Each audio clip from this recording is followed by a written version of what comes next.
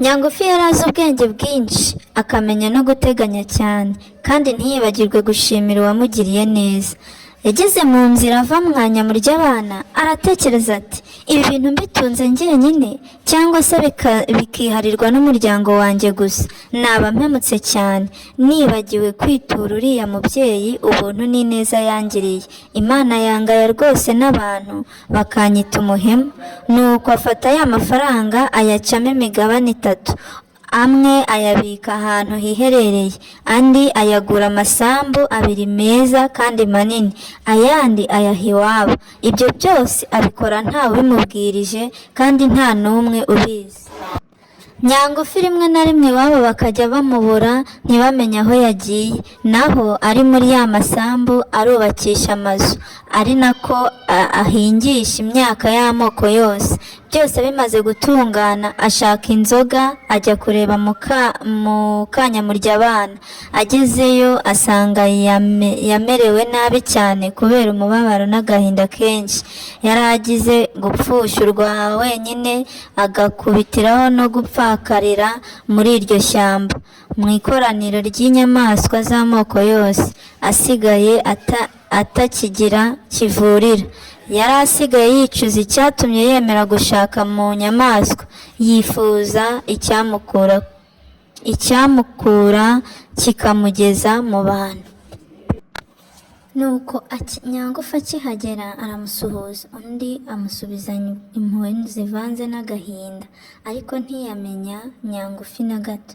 Yabaye akimubona aratekereza ati ubanza uya yaba uwo mu muryango wanjye waba wamenye ibyago nagize, none akaba aje kundeba. Byose bimubera urujijo kuko yari yaravuye iwabo akiri muto cyane.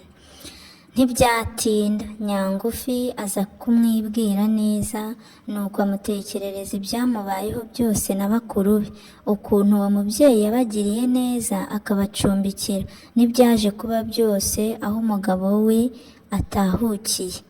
Aza kugeza ku rupfu rw'umugabo we no ku bintu yari atunze. Ati byose nabigiriye kugira ngo nihimure cya gisimba Nyamurya abana, mbone n'uburyo nzagukura mu nyamaswa zo muri iri shyamba, maze nkusubize mu bantu.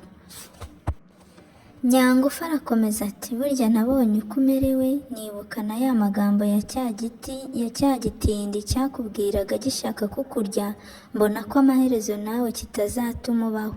Nuko niko gukora uko nshoboye rwose kugira ngo nkukize. Nuko Nyangufi akomeza kumvisha uwo mugore ko kutaba mu bantu ari byo byamuteye kugira ibyo byago byose. Agiye kurangiza aramubwira ati none ikinzanye hano mubyeyi ni ukugusura nkagusaba n'imbabazi, kuko ibyakubayeho byose ari njyewe byakomotseho, no kugushimira ineza yose watugiriye hamwe na bakuru banjye. Nuko ndashobora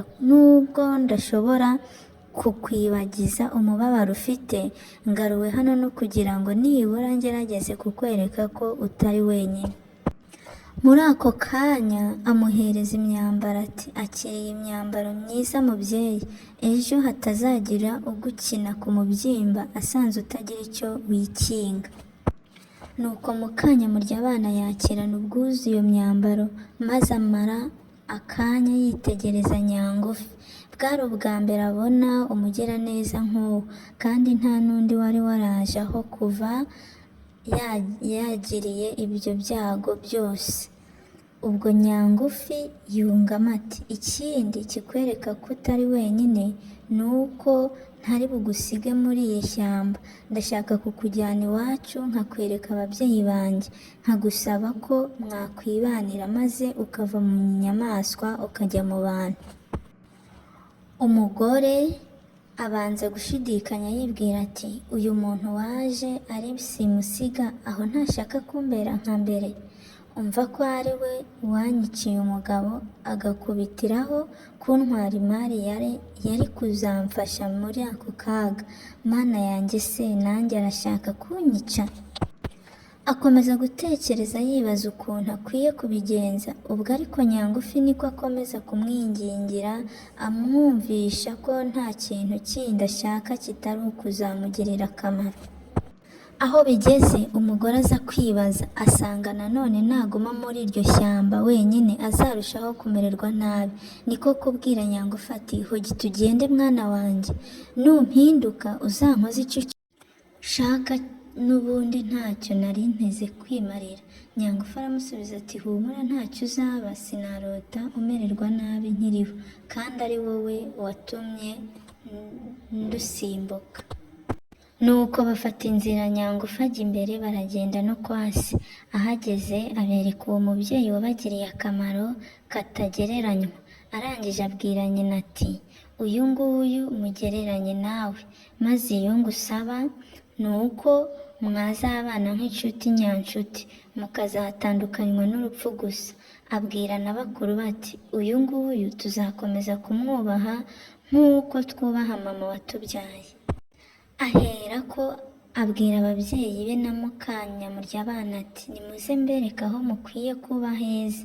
Abajya imbere maze abereka ya masambu n'amazu yubakishijemo n'imyaka yose yahingishijemo, abahana ya mafaranga yari yarabitse.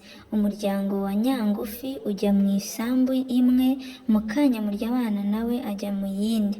Nuko bose barishima cyane baranezerwa kandi babana kivandimwe, n'Imana ibaha kumererwa neza. Umwanzi agucira akobo, Imana igucira akanzu. Inda nini yishe ukuze, jya ubagarira yose ntubuze irizera n'irizarumba. Ineza yiturwa indi. Nshuti bavandimwe, ni ahangaha umugani wa Nyangufi n'abakuru be urangiriye. Ndakwibutsa gukora subscribe, ugatanga comment kugira ngo ukomeze kubona imigani ikurikiyeho n'ibindi byinshi kuri Bwiza TV.